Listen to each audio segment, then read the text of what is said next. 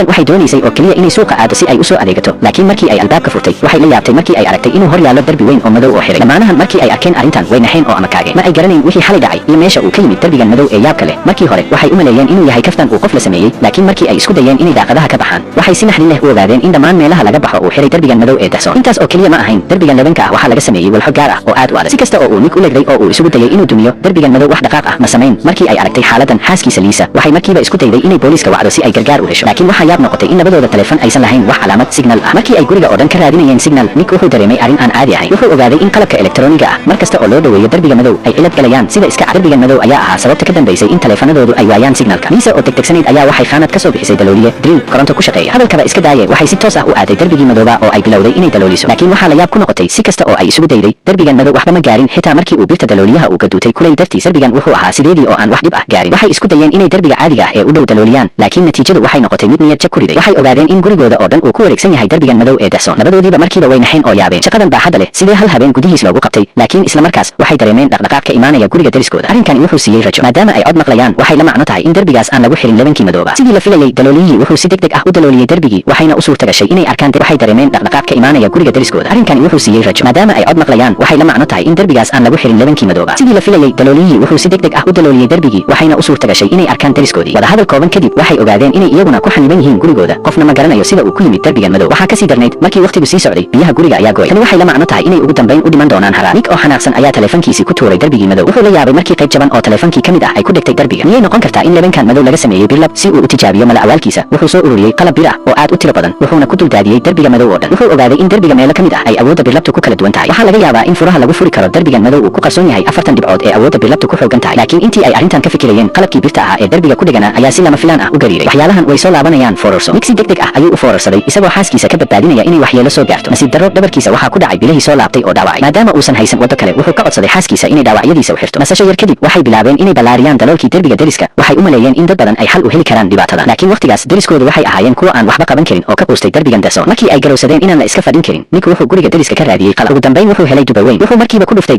Nick wuxuu guriga deriska ka raadiyey qalab. ugu dambayn wuxuu helay duba weyn. wuxuu markiiba ku dhuftay darbiga madow. nasiib darro, gacmihiisii ayaa xanuunay. darbigiina wax isbedel ah ma samayn. sida iska cad, adkaanta darbigan madow waxay ka sarreysay wixii ay malaynayeen. xoog waxba laguma qaban karin. waqtigaas Lisa oo ahayd injineer dhisme ayaa si lama filaan ah wax u soo xusuusatay. waxay ogaatay in dhismahan la dhisay sanadkii 1897. dagaalkii labaad ee adduunka waxaa dhulka hoostiisa laga dhisay hoy looga gabado duqeymaha, kaasoo ku xidhnaa nidaamka tareenada dhulka hoostiisa mara. sidaa darteed Lisa waxay hubtay haddii ay dhulka hoos u qodaan inay hubaal gaari karaan hoygaas oo ay ka bixi karaan. markii ay ogaadeen in habkani shaqayn karo, Nick wuxuu qaatay dubihii weynaa wuxuuna bilaabay inuu si xoogan u dumiyo dhulka. si degdeg ah dhulkii wuxuu sameeyey dalool weyn. kadib markii uu nus saac qayliyey si uu u hubiyo inaysan cidna joogin dabaqa hoose, Nick wuxuu isticmaalay go' sariireed si uu hoos ugu dego. laakiin markii uu sahminayay agagaarka, waxaa si lama filaan ah u soo baxay oday buka oo qori sita. odaygu wuxuu u maleeyey in Nick uu doonayo inuu xado raashinkiisa. sidaa darteed wuxuu ku amray inuu si degdeg ah u laabto. xaaladan oo kale waxay u ekayd sidii dhammaadka adduunka, waxaana ugu muhiimsanaa raashinka. inkasta oo Nick uu si joogto ah u sharaxayay xaaladda, odaygu ma dhegaysan. nasiib wanaag, xilligaas waxaa timid gabadh uu odaygu awoowe u ahaa, waxayna si degdeg ah u dejisay. wadahadal kadib, odaygii wuxuu ogolaaday inuu ku biiro qorshahooda baxsadka. dhowr qofood ayaa si aan kala joogsi lahayn u bilaabay inay dhulka burburiyaan. laakiin xilligaas Nick wuxuu si lama filaan ah u arkay in qalabkii digniinta qiiqa ee dhulka yaalay uu muuqday mid aan caadi ahayn. markii uu kala furay, wuxuu si lama filaan ah u ogaaday inuu ku dhex jiro kaamiro. isagoo shaki qaba ayuu odaygii weydiiyey in isagu uu rakibay kaamiradan, laakiin odaygu wuxuu sheegay in mulkiilaha guriga uu rakibay. si uu shaki tir u sameeyo, Nick wuxuu isla markiiba ka furay qalabkii digniinta qiiqa ee jikada ku yaalay. sidii la filayay, waxaa ku dhex jirtay kaamiro. dadkii goobta joogay waxay ogaadeen inay tani tahay ciyaar bahalnimo ah. mulkiilaha guriga ayaa si ula kac ah u dhisay darbigan madow si uu dadkan halkan ugu xiro, halka mulkiilaha iyo saaxiibadiis ay daawanayaan iyagoo ku qoslaya. markii ay ogaadeen in mulkiilaha guriga uu deriskooda yahay, dadkii waxay isla markiiba burburiyeen darbiga jikada. waxay doonayeen inay mulkiilaha weydiiyaan sababta, laakiin markii ay galeen guriga mulkiilaha, waxay si naxdin leh u arkeen in mulkiilaha uu dhintay isagoo dhiig ku dhex jira. waxaa la yaab noqotay in labadiisa gacmood la jaray. geerida naxdinta leh waxay cabsi gelisay qof walba. si ay uga baxsadaan meeshan, dadkii waxay si degdeg ah u burburinayeen dhulka guriga odayga. nasiib darro, nin deriska ah ayaa xoog badan isticmaalay, taasoo keentay in dhulka oo dhan uu dumo. dadkii oo dhan ayaa dhulka ku dhacay. nasiib wanaag, dabaqu ma ahayn mid aad u dheer, waxayna dadkii oo dhan ka badbaadeen dhaawacyo fudud. xilligaas waxaa soo baxay nin lagu magacaabo Anton. wuxuu sheegay inuu ahaa saaxiibka ninkii guriga lahaa. wuxuu yidhi, shalay ayaan soo booqday saaxiibkay, laakiin si lama filaan ah ayaan halkan ugu xanimay. laakiin dadkii kale ma aysan haysan waqti ay ku dhageystaan sheekadiisa. waqtigaas waxay kaliya doonayeen inay meeshan ka baxaan, laakiin Anton ayaa qoslay. isagoo aan dan ka lahayn ayuu yidhi in meesha laga baxo ay tahay geeri. isla markiiba wuxuu u sheegay dadkii in darbigan madow ee casriga ah uu dhab ahaantii ahaa mid iyaga ilaalinayay. sababtoo ah xalay ayuu TV-ga ka arkay war sheegaya in cudur dahsoon uu faafayo. si loo damaanad qaado badqabka dadweynaha, mas-uuliyiintu waxay isticmaaleen darbigan madow si ay dadka oo dhan guryahooda ugu karantiilaan. wuxuu sidoo kale sheegay in saaxiibkiis uu u dhintay cudurkaas. inkastoo Anton uu si kalsooni leh u hadlayay, dadkii kale weli way ka shakisanayeen. kadib oo dhan waa inaad aragtaa si aad u rumaysato. sidaa darteed waxay mar kale burburiyeen dhulka. sidii la rabay, waxay yimaadeen qolka dhulka hoostiisa ah, waxayna si guul leh u heleen albaabka birta ah ee hoyga. laakiin markii ay albaabka fureen, waxay arkeen muuqaal ku riday niyad jab. waxaa soo baxday in albaabka uu hor yaallo darbi madow oo culus. dadkii oo dhan way quusteen. ninkii deriska ahaa si uu u muujiyo xanaaqiisa, wuxuu qaatay qorigii odayga. wuxuu si istaba joog ah u riday dhowr xabadood darbiga madow. laakiin waxaa dhacay muuqaal yaab leh. Xabadihii la riday waxay ku hakadeen hawada. Dhowr dhalinyaro ah ayaa si degdeg ah u falceliyay oo ka badbaaday musiibada, laakiin odaygu nasiib uma yeelan. Waxaa ku dhacay xabadihii soo laabtay oo isla goobta ku dilay. Dhacdadan kadib dadkii way fahmeen sida uu cabsi badan yahay darbigan madow, waxayna bilaabeen inay ka fekeraan inay isdhiibaan, laakiin ficilkoodan ma saameyn. Nick wuxuu si adag u aaminsanaa in geerida mulkiilaha ay xiriir la leedahay darbigan madow. Si loo xaliyo sirta ka dambaysa darbiga madow, dadkii waxay go'aansadeen inay ku laabtaan guriga mulkiilaha si ay u raadiyaan tilmaamo. Inkasta oo aysan qolka ka helin wax faa'iido leh, Nick oo taxadar badnaa wuxuu dareemay in qolka fadhiga ee mulkiilaha uu ka yaraa kooda. Sidii la filayay, markii uu baaray wuxuu ogaaday inuu jiro qol qarsoon. Intii uu raadinayay sida loo furo, nin deriska ah ayaa khaanad ka helay aalad kontarool. Wuxuu si aan kala sooc lahayn u riixay badan, isla markaas qolkii qarsoona ayaa buuq sameeyay. Sida muuqata, kani wuxuu ahaa kontaroolka furaha qolka qarsoon. Laakiin waa maxay furaha sirta ah? Xilligaas Nick wuxuu si lama filaan ah wax u soo xusuustay. Wuxuu arkay isagoo burfudud si tartiib ah ugu afuufaya kontaroolka. Isla markiiba waxaa soo baxay 4 farood oo raad ah. 4ta lambar waxay lahaayeen 2 isku dar oo kala duwan. Isku dayo badan kadib, ugu dambeyntii waxay ku guuleysteen inay furaan albaabka weyn ee qolka qarsoon. Waxaa soo baxday in qolka qarsoon uu yaalay dhowr kombiyuutar oo shaashadaha ay ka muuqdeen muuqaalo kamaradaha qarsoon. Mulkiilaha isagoo adeegsanaya kamaradahaas wuxuu si cad u arki karayay wax kasta oo ka dhacaya guryaha dadka. Sida iska cad, mulkiiluhu wuxuu ahaa qof jecel inuu dadka kale basaaso, laakiin hadda ma ahayn waqtigii arrimahan laga hadli lahaa. Waxa ugu muhiimsan waa in la fahmo sirta darbiga madow. Markii ay dib u eegeen muuqaaladii hore, waxay ogaadeen in darbiga uu soo muuqday 4tii subaxnimo. Markii muuqaalka la sii daawaday, Nick wuxuu dareemay in barnaamij sameeyaha dabaqa koowaad deganaa oo ahaa saaxiibkii Anton uu si guul leh u furay darbiga madow. Inkastoo kamaradu aysan duubin muuqaalka furitaanka darbiga, iftiin istaba joog ah oo soo baxay kadib albaabka hore waxaa laga arkayay iftiinka wadada. Laakiin intaysan farxin, waxaa muuqaalka kamarada ka soo muuqday muuqaal argagax leh. Anton ayaa si lama filaan ah dib ugu soo celiyay saaxiibkiisii, ugu dambeyntiina wuu eejiyay ilaa uu ka dhinto. Markii uu ogaaday in arrimuhu ay halis yihiin, Nick si degdeg ah ayuu dib ugu laabtay, laakiin wax walba way daadsanaayeen. Gabadhii uu odaygu awoowaha u ahaa waa la dilay, ninkii deriska ahaana Anton ayaa afduubtay. Nick markuu arkay xaaladda, isla markiiba wuu la dagaalamay, laakiin jidhkiisa daciifka ahaa si degdeg ah ayuu u guuldareystay. Isla markii uu Anton isku diyaarinayay inuu dilo, ninkii deriska ahaa ayaa si degdeg ah u soo farageliyay, taasoo u sahashay inay xakameeyaan Anton. Markii la weydiiyey, Anton wuxuu aakhirkii daaha ka qaaday runta. Waxaa soo baxday in isaga iyo saaxiibkiis ay ka shaqaynayeen shirkad farsamada casriga ah. Darbigan madow wuxuu ahaa wax soo saarkooda. Marka loo eego shaqaalaha shirkadda, waxay si fiican u ogaayeen in kaliya marka uu jiro cudur ama masiibo weyn ay shirkaddu kicin doonto darbigan si loo ilaaliyo badqabka dadka. Sidaa darteed wuxuu u maleeyay inuu dibadda ka dilaacay cudur, laakiin saaxiibkiis wuxuu aaminsanaa in nidaamku uu ciladoobay. Labadoodu way iskhilaafeen. Markii uu arkay in saaxiibkiis uu ku adkaysanayo inuu jebiyo darbiga oo uu baxsado si uusan isaga dib ugu keenin, wuxuu go'aansaday inuu dilo. Markii ay taas maqleen, dadkii way xanaaqeen. Qofkii kaliya ee bixi karayay ayaa la dilay. Ninkii deriska ahaa oo xanaaqsan ayaa dhowr xabadood ku dhuftay Anton. Dhacdadan kadib wuxuu awoodi waayay inuu aqbalo geerida xaaskiisa, wuxuuna aakhirkii isdilay. Taxanahan dhacdooyinka kadib waxaa hadhay oo kaliya Nick iyo Lisa. Geerida naagtii deriska waxay sidoo kale u sheegtay in iftiinka taleefanka uusan ahayn mid fudud. Waxay u badan tahay inuu la mid yahay furaha sirta ee taleefanka oo u baahan in la geliyo isku xigxiga saxda ah si loo furo darbiga. Muuqaalka iftiinka ee uu saaxiibkii Anton sameeyay markii uu furayay darbiga ayaa kamaradu duubtay. Labadoodu iyagoo adeegsanaya tirada iftiinka waxay si guul leh u heleen furaha sirta. Nasiib wanaag, dadaalkoodu wuu miro dhalay. Markan labadoodu waxay aakhirkii fureen marinkii, waxay mareen dadaal dheer, ugu dambeyntiina waxay yimaadeen dunidii dibadda. Laakiin muuqaalka hortooda yaalay ayaa ka dhigay inay naxaan. Waxaa soo baxday in dhammaan dhismayaasha ay ku daboolan yihiin darbigan qarsoon. Labadan qof oo jahawareersan ayaa fuulay gaari. Nasiib wanaag, idaacadda gaariga ayaa si lama filaan ah u shaqaysay. Waxay sheegtay in dhibaatada darbiga madow ay sababtay dab ka kacay shirkaddii Anton, kaasoo keenay in nidaamku ciladoobo. Sidaas darteed ayuu dhacay musiibadan. Dadka kale ee dibadda ku xayirnaa waxay isugu soo urureen goobaha nabdoon. Markay taas maqleen, Nick iyo Lisa waxay sidoo kale gaarigoodii u kaxeeyeen dhanka goobta nabdoon. Filimkiina halkaas ayuu ku dhamaaday.